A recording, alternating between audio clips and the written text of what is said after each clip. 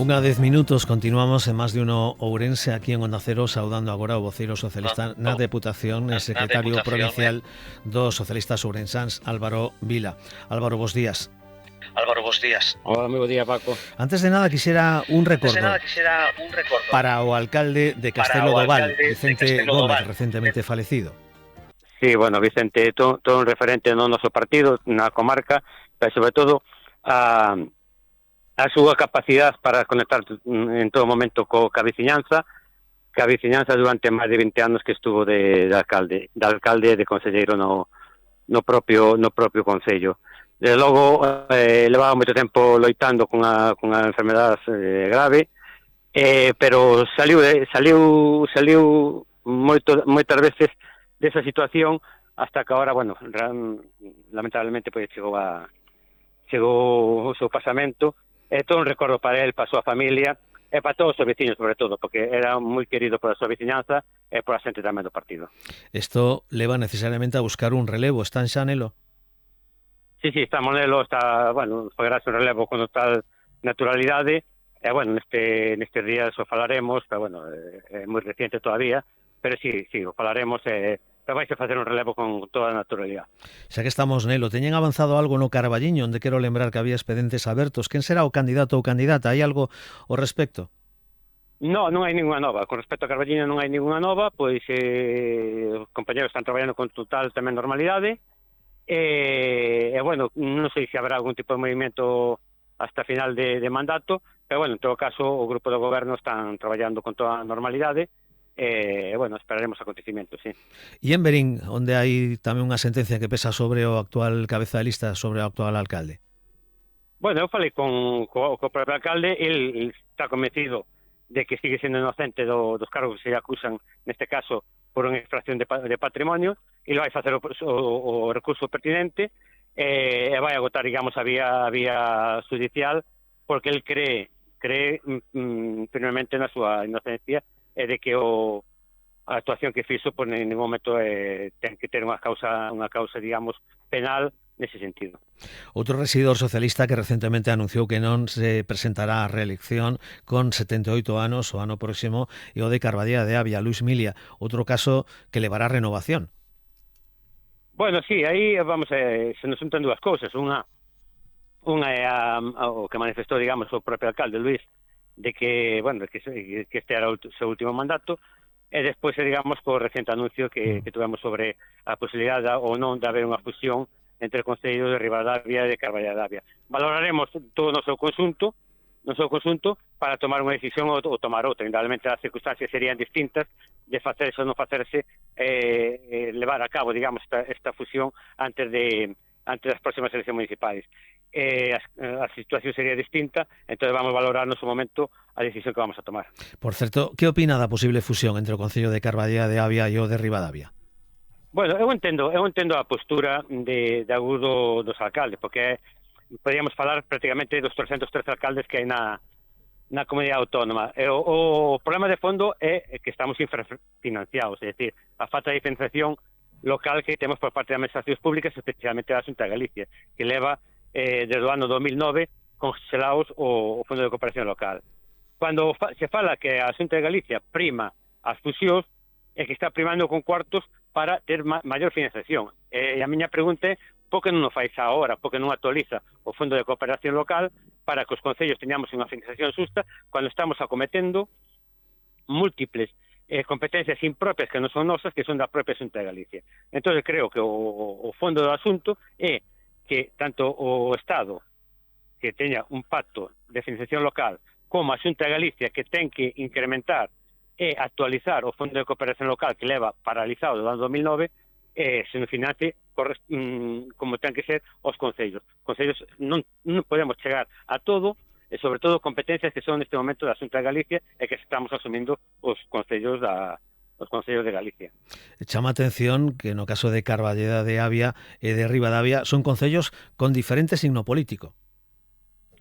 Sí, pero a realidade, cando se fala de que se está perdendo población, o alcalde falaba de que estaba perdendo población, claro, o que temos que incidir é porque unha cabeceira de comarca como é Ribadavia, que é a única cabeceira de comarca que perde población. É dicir, onde está o problema? O que tú fusiones dous concellos, home, suman, neste momento suman, pero a larga, esa pérdida de población, se non cambias as políticas activas, se vai seguir producindo. Entonces, aí non está realmente o problema.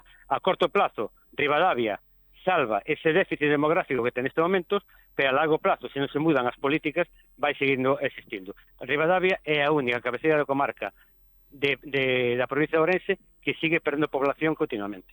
¿Ve algún caso semellante a este na provincia de Ourense? Se pode dar algunha outra fusión? Pues vamos a ver, nestes momentos non teño conocemento de ninguna, pero si vamos simple e llanamente a realidad que se pon encima da mesa, que é o déficit de financiación que temos os concellos, poderían ser múltiples a fusión. Pero claro, cando falamos de que queres conservar servicios, que queres conservar arquitecto, que queres conservar traballador social, é dicir, que queres conservar os gastos fixos que tes, claro, tú aí non aforra nada, o que estás buscando é maior financiación para eses servicios que tes. E iso, a maior financiación, o que hai que buscala é que as administracións públicas, tanto o Estado como a Xunta de Galicia, financien proporcionalmente os concellos como así necesitamos para levar a cabo os nosos servicios. Cambiando de asunto, falábamos onte precisamente coa secretaria da Agrupación Socialista na cidade, candidata a alcaldía Natalia González, quen recoñecía os anos de entendemento e a ausencia de fracturas no seno socialista na provincia de Ourense. Concorda? Sí, vamos a ver, este tamén era un objetivo, cando me presentei a secretario provincial, era un objetivo claro que tiña neste meu mandato. É dicir, o evitar o digamos, unir a toda a familia socialista da provincia de Ourense. Neste momento, eso se conseguiu, estamos traballando codo con codo, todas as administracións, todos os órganos do partido, tanto a nivel autonómico como a nivel provincial como a nivel local, e creo que eso se vai ver reflexado nas próximas eleccións municipais. Indudablemente, nós temos que trasladar este mensaxe ahora aos veciños, pero orgánicamente neste momento o Partido Socialista está totalmente unido no proxecto para as próximas municipais. Bueno, e como vai o proceso de confección de candidaturas? Ben.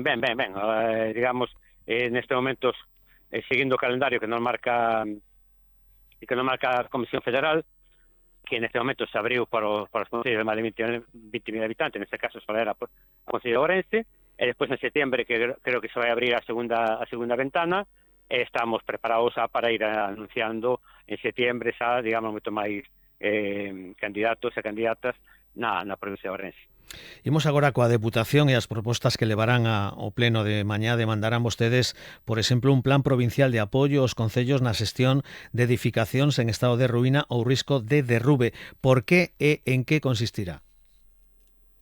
Sí, vamos, é unha realidad que temos a totalidade dos concellos da provincia. Nós temos unha serie nas parroquias, nos distintos núcleos, onde están en derrumbe, semiderrumbe ou estado de abandono total. Para levar a cabo estes expedientes de ruína, de declaración de ruína, a búsqueda dos titulares, os concellos non temos medios ni económicos nin administrativos para facelo. Entón, o que buscamos é que a propia Diputación de Ourense a que asuma ben directamente con personal propio ou ben unha asesoría externa esa tramitación de todos esos expedientes de ruína dos concellos que temos esa problemática. É unha problemática xeral para toda a provincia, pero sí é verdad que hai un número ingente de inmuebles que están en ruína, semi-ruína, ou están, digamos, en un estado de abandono que necesitamos actuar sobre eles.